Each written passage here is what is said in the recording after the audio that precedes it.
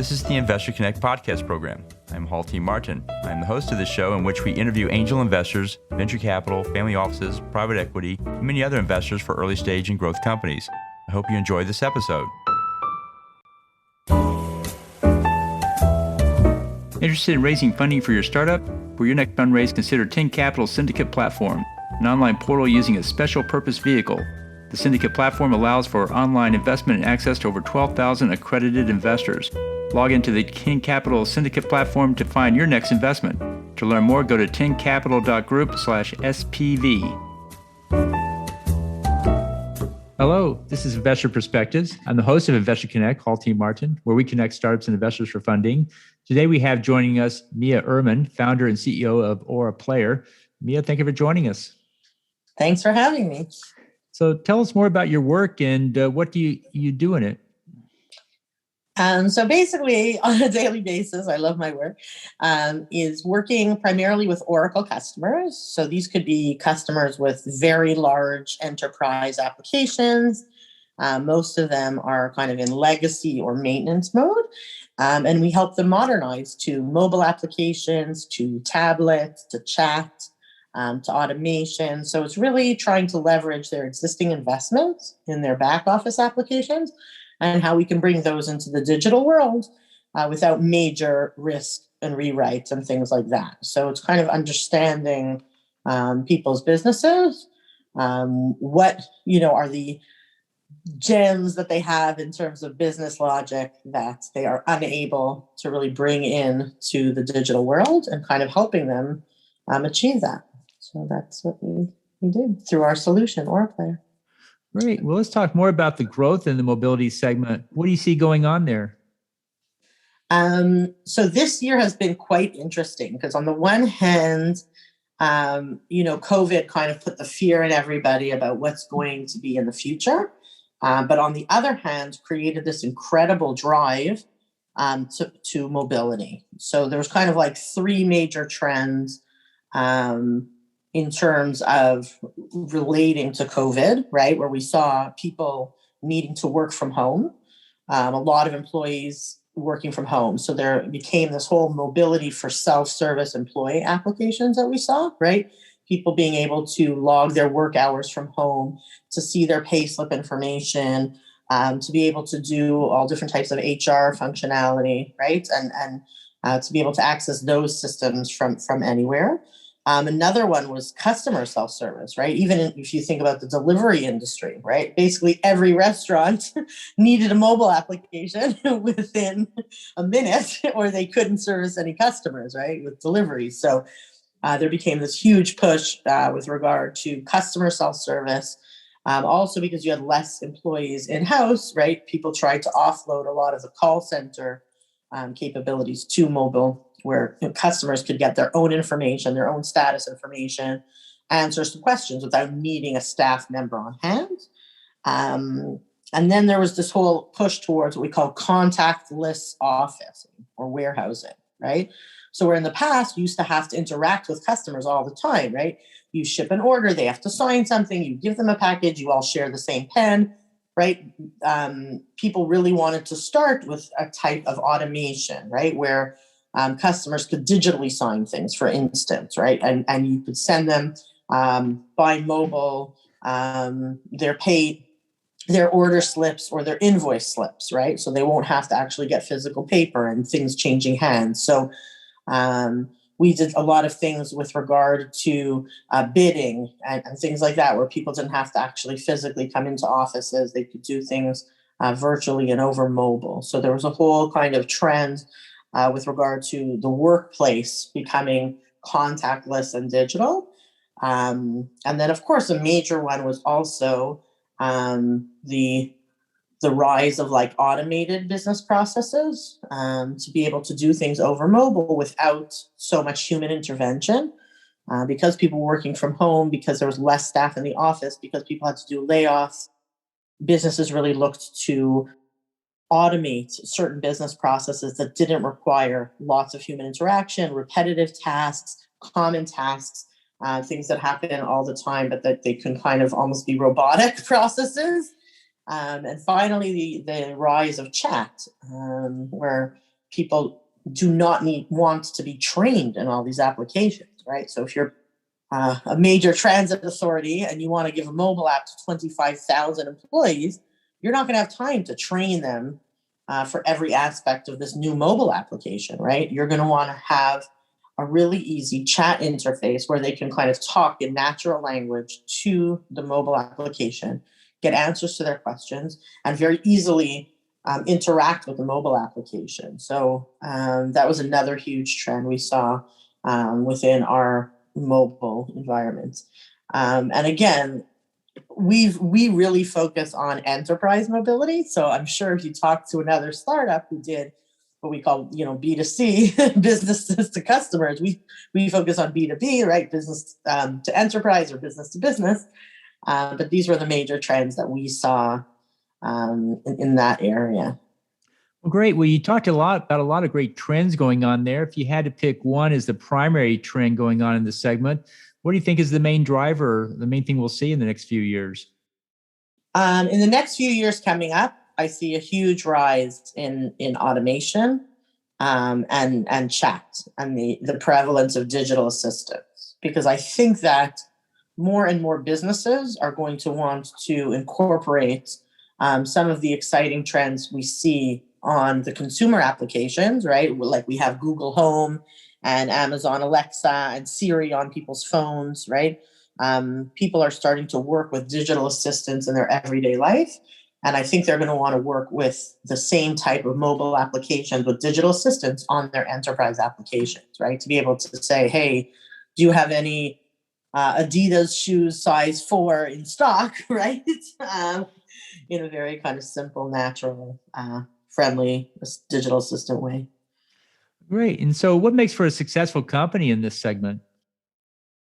What we saw in COVID, how we were able to kind of ride the wave is really just agility. It's like being able to pivot, to understand the business needs, to have a deep understanding of focusing on a customer need, and being able to kind of rule with how you could assist the customers in their business challenges, with a really quick time to market and ability to deliver. So that's what we really focused on during COVID is, understanding from our customers if they were having any challenges, what we could easily, quickly deliver to mobile, and agility was key, right? There's no more companies who could afford to do projects, that span over a year or two. Projects need to be delivered in, a 1 to 3 month cycle where mobile applications are kind of constantly being rolled out. So the companies that we saw that ended up being successful were ones that could really deliver in a phased way, and work, with agility to kind of get mobile applications out to the masses as quickly as possible. Well, great. So what is your participation in this segment so far?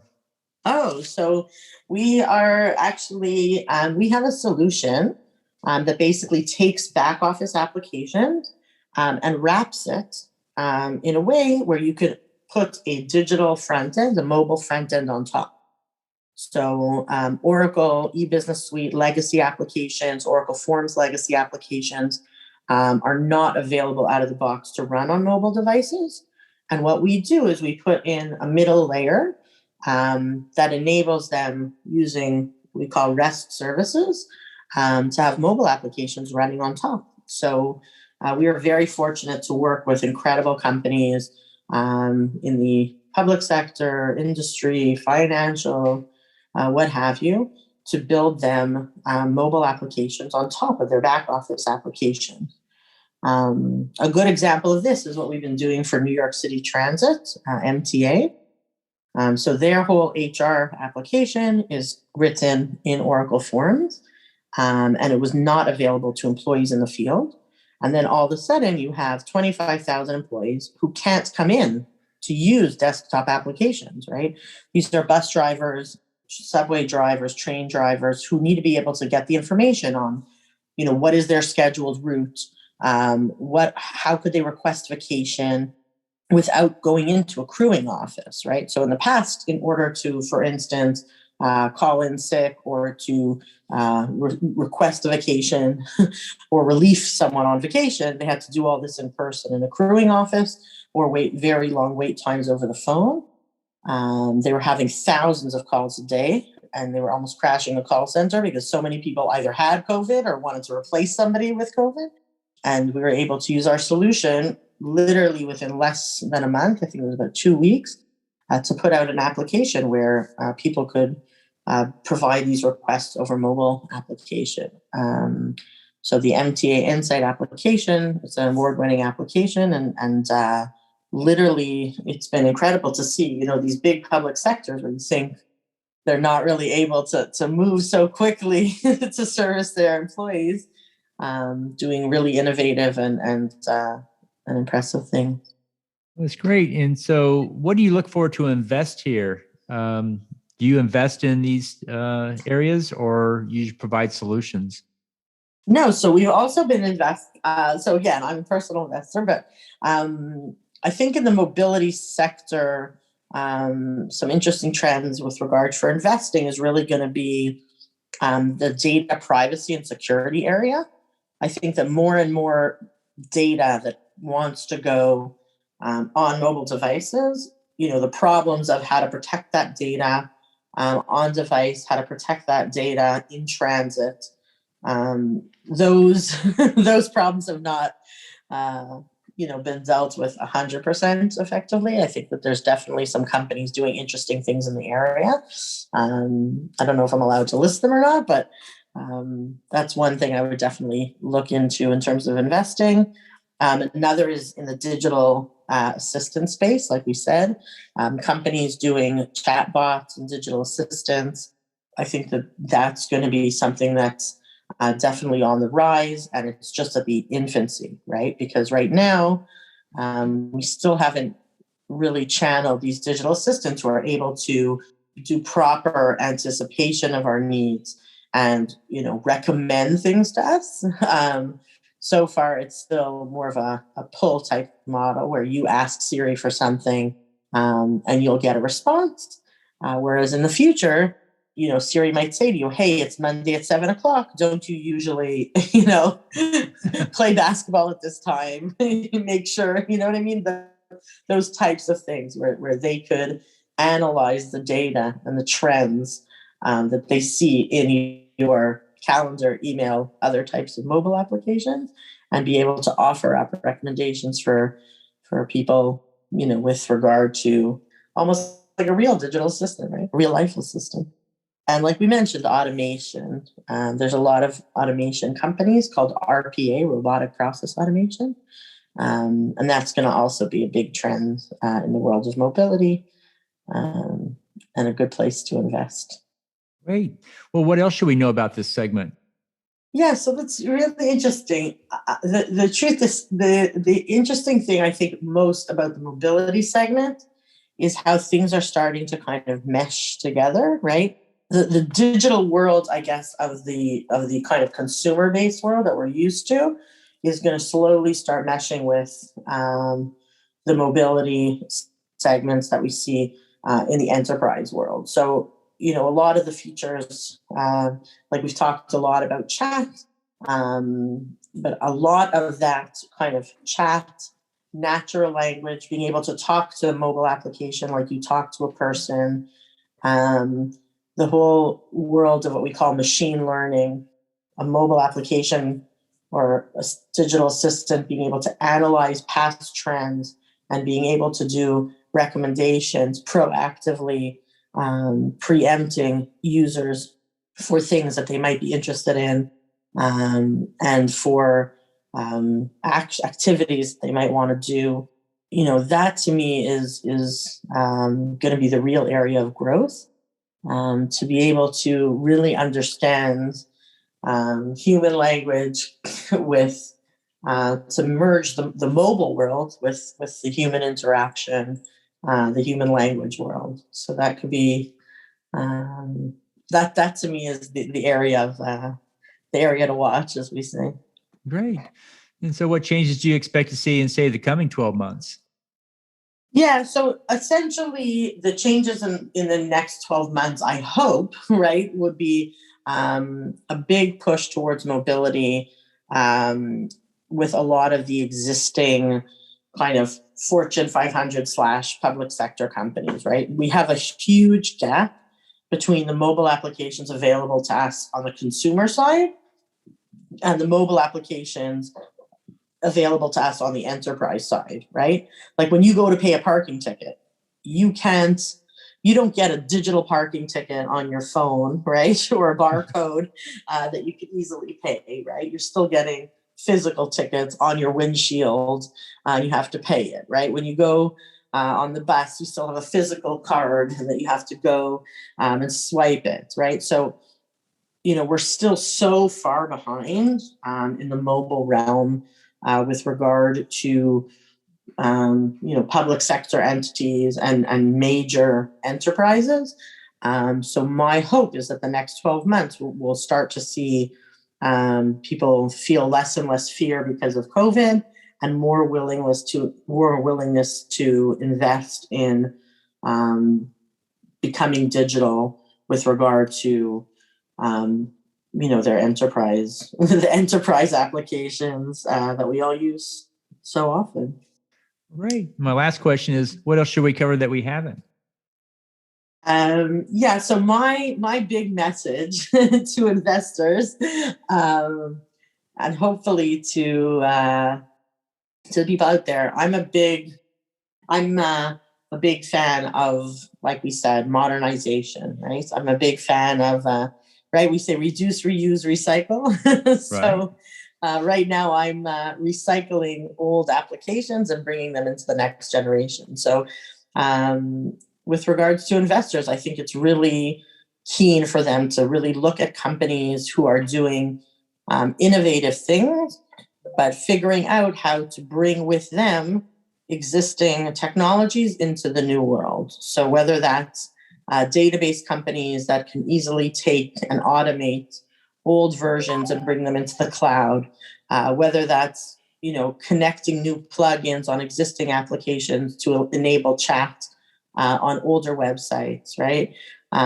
Whether that's applications that provide a security layer on top of existing mobile applications, right? That's where I'd really look to focus on companies who understand where existing enterprises lie, right? Where that could be 20 years back with regard to their digital platform, and companies that are assisting those companies to really move into the next generation. For instance, UiPath, that's doing it with robotic process automation, Okta, that's doing it with regards to security. The Google applications are doing incredible things with regard to moving things to with regard to forms and applications.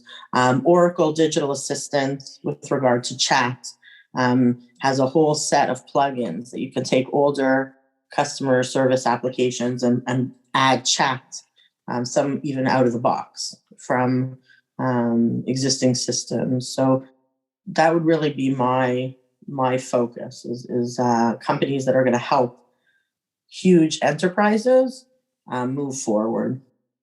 Again, that's just me. Well, great. Well, I want to thank you for taking. And of course, AuraPlayer, which I forgot to mention my own company. Oh. Which we're doing similar things, bringing old existing systems into the mobile and chat world. Cool. Well, that's great. Well, I want to thank you for joining us today and hope to have you back for a follow-up soon. It's my pleasure. Investor Connect helps investors interested in startup funding. In this podcast series, experienced investors share their experience and advice. You can learn more at investorconnect.org. Paul T. Martin is the director of Investor Connect, which is a 501c3 nonprofit dedicated to the education of investors for early-stage funding.